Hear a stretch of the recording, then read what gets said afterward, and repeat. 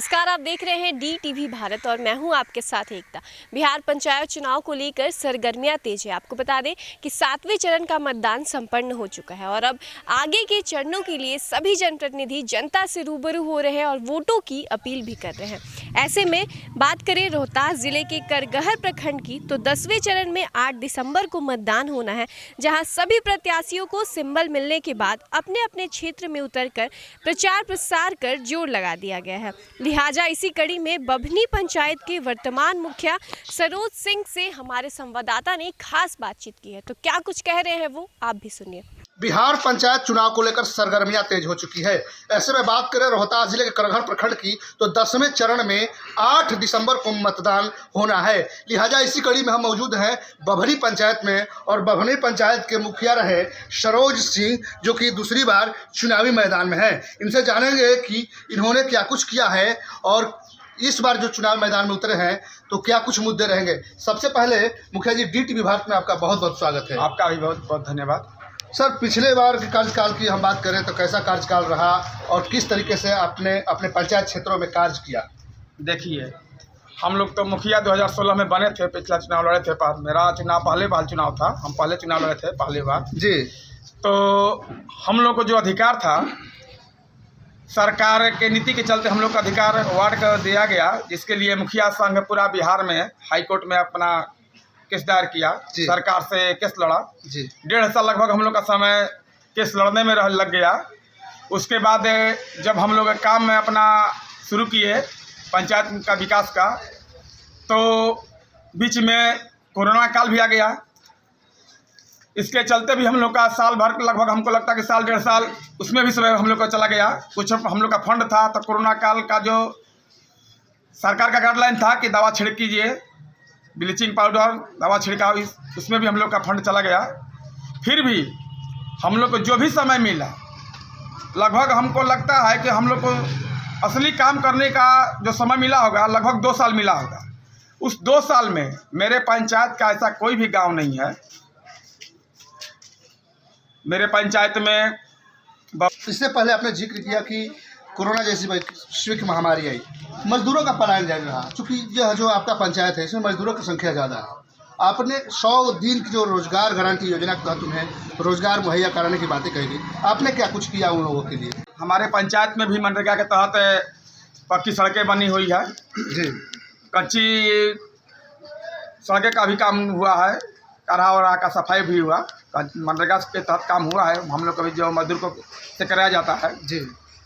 और मेरा सबसे उपलब्धि ये रहा इस 5 साल के कार्यकाल में कि जो अभी तक नहीं हुआ इस पंचायत में, ना किसी मतलब उस काम पर सांसद विधायक या यहाँ तक कि मेरे से पहले 3 मुखिया का कार्यकाल समाप्त हुआ, उनका भी उस तरफ ध्यान नहीं गया।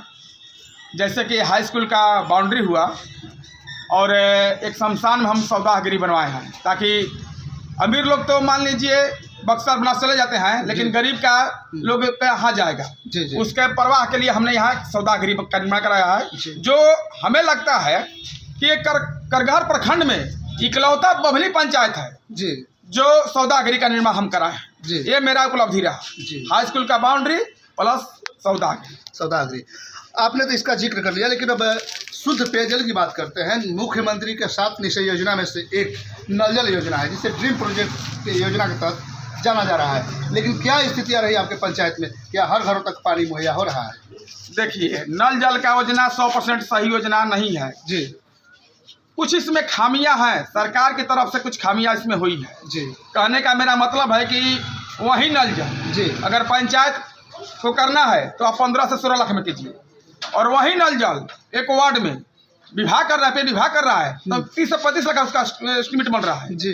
तो ये 2 धारी एस्टिमेट क्यों बन रहा है, हमें ये समझ में नहीं आ रहा है। एक वार्ड में अगर विभाग काम करता है तो 35 लाख का एस्टिमेट बनता है, और पंचायत एक वार्ड में करता है तो 15 लाख का बनता है।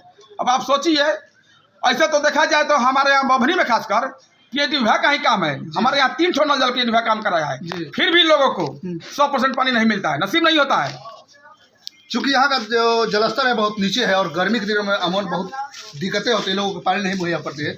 लेकिन जो पीएचडी विभाग से भी यहाँ बना हुआ है, बोरवेल छोटा सा बनाया गया, जबकि मीनार बनता है यही करूप में बना हुआ है। लेकिन इसको लेकर आप क्या सोचते हैं, और अगली बार यदि आप जीतते हैं तो शुद्ध पेयजल को लेकर किस तरीके से व्यवस्था? लोग इसके बारे में विभाग में बात करते रहते हैं कि सर हमारा बभनी पंचायत पहाड़ी क्षेत्र है, यहाँ पानी की बहुत समस्या है। तो मैं जब भी मेरे ही घर से मेरा बटका है, हम 2 साल से हमारे बगल में प्रजापति लोग रहते हैं, पाइप से अपने घर के समरसेबुल से टंकी से पाइप से हम 2 साल से पानी पिला रहे हैं। और जो अगल बगल हैं वो सारे हमारे घर में जाकर स्नान करते हैं, पानी पीते हैं। क्योंकि पहाड़ी इलाका है, पहाड़ है और बहुत नीचे जलस्तर है, तो दिक्कतें तो होती है। लेकिन अब बात आपसे करते हैं कि यहाँ की जो आवास योजना की बात करते हैं, प्रधानमंत्री आवास योजना तक कई गरीबों को जो है घर मुहैया कराना होता है। ऐसे में गरीबों के लिए आपने क्या कुछ किया है? देखिए, अभी तो सभी लोग जानते हैं कि कोरोना काल चला है जी। सर्वे हुआ है पंचायत में जी। जो पिछला सर्वे था लगभग सारे लोगों को इंदिरा आवास का लाभ मिल चुका है। पिछला जो सर्वे था जी, वो सारे लोगों को लाभ मिल चुका है इंदिरा आवास का। आपके कार्यकाल में? हाँ, मेरे कार्यकाल में। अब जो हम लोग का कार्यकाल में सर्वे हुआ है वो मतलब पैसे की कमी के चलते हमको लगता है कि सरकार अभी उसे देने में असमर्थ है। अब हमें लग रहा है कि चुनाव बाद वो सारे सिस्टम फिर प्रोसेस में आ जाएगा जी। और लोगों को आवास का लाभ मिलने लगेगा। अच्छा, अब आपसे सवाल करेंगे कि शिक्षा को लेकर, क्योंकि सरकारी विद्यालयों में जो आधुनिक शिक्षा मिलनी चाहिए वो नहीं मुहैया हो पा रही है। अमूमन आमतौर पर कहीं कहीं अदा मिल जाते हैं, लेकिन जो शिक्षा को लेकर जो समस्या है, गरीब के बच्चे सरकारी विद्यालयों में पढ़ रहे हैं, लेकिन वही जो अमीर हैं वो प्राइवेट विद्यालय में बच्चों को भेजकर आधुनिक शिक्षा ग्रहण करा लेते हैं। लेकिन जो सरकारी स्कूलों में जो व्यवस्था होनी चाहिए उसको लेकर आप किस तरीके से सोचते हैं और क्या एजेंडा आपका रहेगा? ये शिक्षा के बारे में तो हम लोग उतना मतलब सरकार तो नहीं है, हम लोग तो लेकिन जनप्रतिनिधि हैं। जनप्रतिनिधि के भी कुछ जिम्मेवारियाँ होती हैं जी। तो सरकार भी इस तरफ, हालांकि हमें तो न्यूज़ के माध्यम से खबर मिल रहा है कि सरकार भी इस तरफ ध्यान दे रही है कि सर्वे करा रही है कि सरकारी कर्मी के या अफसर के बच्चे कितने सरकारी विद्यालय में पढ़ते हैं। लेकिन वो चीज़ नगण्य है जी, उतना लोग पढ़ते नहीं है। अमीर के तो बच्चे वास्तव में प्राइवेट विद्यालयों में पढ़ा लेते हैं, लेकिन गरीब के बच्चों को उतना शिक्षा नहीं मिल पाता है। लेकिन फिर भी मैं ज़्यादा उस बारे में कहने के लायक अभिनय करने को नहीं समझता, इसलिए कि मैं उसको व्यवस्था दे नहीं सकता। मैं मान लीजिए हम जाएंगे विद्यालय, प्रधानाध्यापक से कहेंगे तो प्रधानाध्यापक 10 बहाने बनाएंगे कि मुखिया जी समस्या है, वो समस्या है, तो मैं उस बारे में अब ज़्यादा क्या कहूँ। हालांकि स्थानीय जो जनप्रतिनिधि होते हैं उनकी भी दायित्व बनती है, उनकी भी रिस्पॉन्सिबिलिटी बनती है। बहरहाल हम आते हैं अगले सवाल पर। मुखिया जी, आपसे जानना चाहेंगे कि आपने 5 वर्षों में जो कार्यकाल किया है और कई प्रत्याशी इस पंचायती चुनाव में उतर चुके हैं, अपना दमखम दिखा रहे हैं, क्या लगता है इस बार जनता आपके साथ है? 100% जनता मेरे साथ है जी। मैं आपसे कह रहा हूँ आपके माध्यम से, DTV के माध्यम से, कि चुनाव मैं ही जीतूंगा जी, ये मेरा पूरा विश्वास है जी। मुझे अपने जनता पर पूरा विश्वास है कि चुनाव मैं ही जीतूंगा जी। इसलिए कि जिस तरह से पिछली बार जनता ने हमें प्यार दिला दिया था, हमें पूरी उम्मीद है, अपने जनता पर पूरी उम्मीद है, तो वो हमें इस बार भी उतना ही प्यार दिला देगा। अच्छा मुखिया जी, एक सवाल लेंगे। पंचायती राज मंत्री जो बिहार सरकार के हैं, सम्राट चौधरी, उन्होंने कहा था कि 15 अगस्त से जितने भी जो सरकारी सामुदायिक भवन है या वहाँ पर RTPS काउंटर संचालित किए जाएंगे, ताकि जो प्रखंड की दूरी होती है अमूमन दूर होती है, और वहाँ सुविधा को लेकर के, समय की बचत को लेकर के वहाँ पर जो RTPS संचालित किया, तो क्या आपके यहाँ स्थितियाँ रही और क्या आपका मोटो? सरकार भवन नहीं बना है या कोई सरकारी भवन भी नहीं है, तो RTPS काउंटर मेरे यहाँ भी चलता है, मेरे यहीं ऑफिस में चलता है। मेरा जो अपना ऑफिस है घर में है वही चलता है। काम कुछ यहाँ पेंशन वेंशन का और कुछ काम होता है। अब ऐसे नया आदेश में जो राशन का जो समस्या है लोगों का, उसका भी आदेश है कि पंचायत में ही उसका फॉर्म जमा होगा, लेकिन अभी कोड ऑर्डर नहीं मिला है। हमें उम्मीद है कि अगली बार से सारे ही काम जो ब्लॉक में लोग जाते थे वो पंचायत में होने लगेगा, ये मुझे पूर्ण विश्वास है। ऐसे में बात करें, आपका जो है बभनी है बाजार है, और बाजार में जो जल जमाव की स्थिति बनी रहती है, कई बार आपके विरुद्ध अखबारों में भी खबरें छपी, लेकिन आप इसको किस तरीके से देखते हैं और जीतने के बाद आप क्या कुछ कर पाएंगे बताना चाहेंगे? देखिए, ये तो सही बात है, यहाँ तो ऐसा कोई नाली का पानी नहीं आ रहा है, ये बरसाती पानी लगता है। जी। हम लोगों का काम करने में कुछ अड़चन आ रही थी। कहने का मतलब है कि हम लोग का सारा पैसा वार्ड को खाता में डालना था। जी जी आप तो जानते हैं कि हम लोग को सरकार का गाइडलाइन था कि आप वार्ड खाता में डालिए। जी हम पैसा अपना सारा वार्ड खाते में डाल दिए, कोई वार्ड इस योजना को नहीं लिया। जी अगर वार्ड ही ले लेता तो हम लोग को माध्यम से भी इसका समस्या समाधान हो जाता। जी लेकिन जब इसका कोई वार्ड अपने एस्टिमेट में इसको नहीं लिया, जी तो हमने विधायक जी से और एमएलसी साहब से भी प्रयास किया, लेकिन उन लोगों के भी द्वारा इसको अनदेखी किया गया। मतलब संतुष्टिजनक बातें नहीं की गई? नहीं हुई। लेकिन इधर 15वीं बीत अब चल रहा है, तो 15वीं बीत का अधिकार मुखिया को मिला है। जी और इसको मैंने एस्टिमेट बनवा कर और सारा जो मतलब होता है प्रक्रिया उसे करके इस योजना को मैं खोल चुका हूँ। जी इसका ट्रांसफ़र भी पैसा जो होता है वेंडर के खाते में, इसका पैसा भी ट्रांसफ़र हो गया। जी जी चुनाव बीतने के बाद अभी तो अगर बालू मिलता तो पहले काम ही इसका हो सकता था। जी जी लेकिन बालू का भी समस्या यहाँ पे है, नहीं मिल रहा है बालू। चुनाव बीतने के बाद बहुत जल्द इस समस्या का निदान हो जाएगा। जी। अब रोहतास जिला है, धान का कटोरा कहा जाता है, किसानों को हर खेतों तक पानी पहुंचने के लिए करें की खुदाई होनी चाहिए। ऐसे में किसानों के लिए आपने क्या कुछ किया है, पहुंच रहा है? देखिए, ऐसे तो हम लोग के यहाँ नदी है और इधर एक दक्षिण एक ठो बांध था जो टूट गया था। जी तो बहुत दिनों से प्रयास किया जा रहा था इसके लिए। जी विधायक से सांसदों से कहा जा रहा था कि सर हमारे यहाँ दक्षिण में एक बांध टूट गया है, जी उसको बांध नया बनना चाहिए ताकि अगल बगल के किसानों का खेत का पटवन हो सके। जी। इस बांध से मान लीजिए सखुआ, बभनी, करू, पहाड़ ज़्यादा नहीं गया था, लेकिन वहाँ बंधा बंध रहा है। अभी काम पूरा नहीं हुआ है, आधा अधूरा काम हुआ है। अब इस जो सीजन है पानी का, इसको ख़त्म होने के बाद पूरा लगभग हमको लगता है कि हो जाएगा। जी हम लोग अच्छा, स्वास्थ्य की बात करते हैं। शिक्षा के बाद अब अंतिम कड़ी है स्वास्थ्य। चूँकि स्वास्थ्य भी इसलिए प्राथमिकता है क्योंकि कोरोना जैसी वैश्विक महामारी है और 2 वर्षों से लोग परेशान, बहुत बड़ा यहाँ आबादी है, बहुत बड़ी आबादी है। बभनी में स्वास्थ्य व्यवस्था को लेकर आपने क्या सोचा है? जो जितना हम लोग का आबादी बभनी का है उसमें तो सरकारी स्वास्थ्य विभाग का जो मतलब लोग बनाते हैं अपना, जी जी वो बनना चाहिए। अतिरिक्त स्वास्थ्य। हाँ, बनना चाहिए।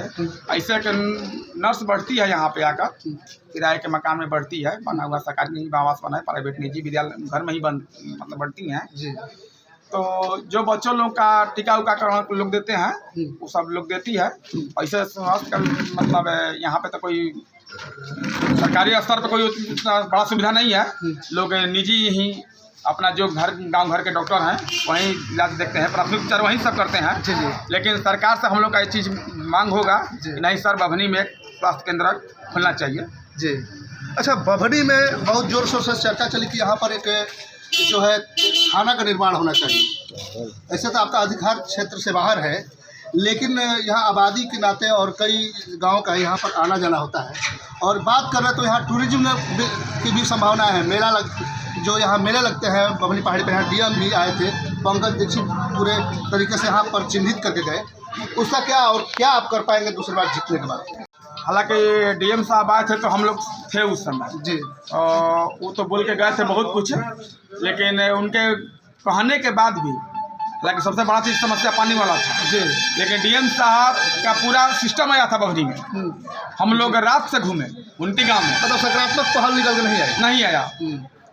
और हम लोग का सही है कि हम लोग का पहाड़ी क्षेत्र में है तो पर्यटक स्थल भी हम लोग का सही मेला लगता है, बहुत दिनों से मेला लगता आ रहा है जी। हम लोग न जाने कब से लगता आ रहा है। अगर व्यवसायिक दृष्टि से भी देखें तो मतलब कि यहाँ के जो व्यवसायी हैं उन्हें भी यहाँ रोजगार फलित होगा, लेकिन आपकी क्या लड़ाई है, जारी रहेगी या रोक दी जाएगी? देखिए, अगर हम लोग अपने मन से चाहेंगे तो हम लोग तो सरकार से बहुत कुछ मांग सकते हैं, लेकिन मांगने से सारा चीज़ मिल जाएगा? आपको लगता है कि मिल जाएगा? सरकार हम लोग की बात सुन लेगी?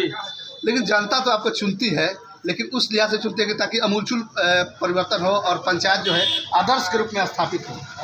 आप क्या कहेंगे इस पर? हाँ, मैं जनता की बातों से सहमत हूँ और आपकी बातों से भी सहमत हूँ। होना चाहिए, ठीक है। हम लोग मतलब आएंगे तो लोगों के पास जाएंगे, और हम लोग के ऊपर मान ली विधायक है, सांसद है, हम लोग पहुँचे इन्हीं तक ना होगा। इन लोगों से भेंट मुलाकात होगा तो अपना पंचायत की समस्या रखेंगे, सर हमारे यहाँ समस्या ये है वो है। हाँ। समस्या अनंत है ना, समस्या कभी खत्म नहीं होगा, लेकिन उसी में काम चलता रहेगा। अनवरत विकास की गति चलती रहती है, लेकिन अब क्या अपील रहेगा इस बार जनता से? जनता से मैं यही कहना चाहूँगा कि जिस तरह से आपने पिछली बार मुझे प्यार और दुलार दिया, आशीर्वाद दिया, अगर मैं आपके विश्वास पर खरा उतरा हूँ। देखिए, मुखिया का काम है नली गली बनाना, विकास करना, जो भी छोटी मोटी समस्या आपकी है समस्या का निदान करना। मुखिया आपका घर नहीं बनाएगा, हम लोग सर्वे करा देते हैं आवास के लिए, जो गरीब आदमी सर्वे करा, लेकिन मुखिया अपने फंड से घर नहीं बनाएगा। हम लोग को जब सरकार फंड देती है तो उसका गाइडलाइन भी देती है, चिट्ठी भी देती है कि आपको ये काम करना है, तो हम लोग को सरकार के तहत ही चलना है। हाँ, आपकी समस्या जो है उस समस्या को हम लोग उठाते रहेंगे जी। आपके अगर आप जायज पर रहिएगा तो हम थाना में, ब्लॉक पे जो भी आपकी समस्या है उसको उठाते रहेंगे और उसे दूर करने का प्रयास करेंगे। और जनता से मुझे पूरा भरोसा है, पूर्ण विश्वास है कि जनता इस बार मुझे ही चुने। मुखिया जी, चुनावी मैदान में सरोज जी दूसरा बार कहाँ लगाता है बार? ठीक बा, जोर से बोली। ठीक बा, मैंने काम उम के लिए बढ़े बहुत। दूसरी बार चुनावी मैदान में है, कैसा कार्यकाल रहा, क्या अपेक्षा है इस बार? अभी तक 3 मुखिया हुए, हाँ। ये चौथा मुखिया थे और जितने भी पिछले मुखिया हुए सबसे इनका कार्यकाल अच्छा रहा और हम उम्मीद करते हैं कि आगे भी अच्छा ही रहे। काम उम किए हैं, बहुत अच्छा काम किए हैं। हमारे समझ से तो हमारे पंचायत में लगभग मान के चलिए कि 7 या 8% नली गली पक्कीकरण छूटा होगा, वो भी इसे मान लीजिए कहीं कोई प्रॉब्लम हो तब, या उस पर नज़र नहीं आया तब। अभी पंचायत के मुखिया प्रत्याशी सरोज सिंह, जो कि पिछली बार मुखिया रहे और दूसरी बार चुनावी मैदान में है, इन्हें कहना था कि इस बार भी जनता हमें चुनेगी। हालांकि जो 8 दिसंबर को मतदान होगा उसमें जनता इन्हें किस तरीके से सिर आंखों पर बैठाती है, ये तो आने वाला समय ही बताएगा। अपने कैमरा पर्सन के साथ DTV भारत के लिए रोहतास के बभनी पंचायत से मैं अश्विनी पांडे।